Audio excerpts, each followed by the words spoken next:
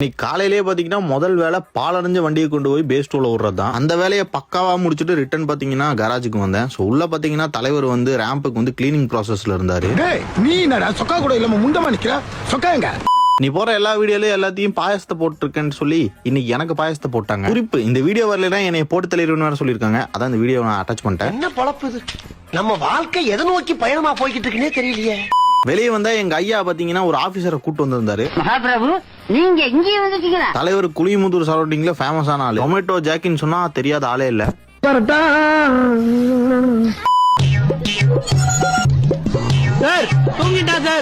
So என்னடா ஏதோ பேப்பரை வச்சு தேய்ச்சிட்டு இருக்கான்னு தானே பாக்குறீங்க. இதுக்கு பேர் தாங்க கிராஃபைன் கோட்டிங். ஸோ இது இன்னைக்கு பாத்தீங்கன்னா இந்த XUV500 நம்மளோட கராஜில் வந்து டெலிவரிக்கு ரெடி பண்ணியிருக்கோம்.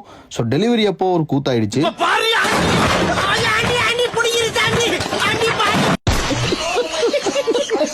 ஒருபடியா கூத்தெல்லாம் முடிஞ்சு இந்த வண்டியை வந்து டெலிவரி கொடுத்துட்டாங்க. ஸோ நல்லபடியா டெலிவரி ஆயிருச்சு. Customer happy. அதை முடிச்சு திரும்பினா இன்னொரு கூத்து அது அதுக்கு மேல இருந்துச்சு. இந்த வழியா எவனாவது போவானா? நீ சொல்லி தொலைஞ்சிக்கலாமல. பாவங்க அவர் என்ன பண்ணுவாரு, மண் இருக்கிறது தெரியாம வண்டியை விட்டாரு. லோடுக்கு உள்ள இறங்கிருச்சு. ஒரு வழியா இருட்டாயிருச்சுங்க. ஸோ வேலையெல்லாம் முடிச்சுட்டு வீட்டுக்கு கிளம்பிட்டேன். ஸோ இன்னைக்கு எடிட்டிங் ஒர்க் வந்து வீட்டுக்கு போய் தான் பண்ணி ஆகணும். ஸோ எடிட்டிங் ஒர்க் பண்ற மாதிரி எந்த டிப்ஸும் காட்டியிருக்க மாட்டேன். ஸோ இன்னைக்கு ஒர்க் அதிகமா இருந்துச்சு. அதனால எடிட்டிங் ஒர்க் வீட்டுக்கு போயிட்டு பண்ணிடலாம்னு ஒரு மைண்ட் செட்ல போயிட்டு இருக்கேன்.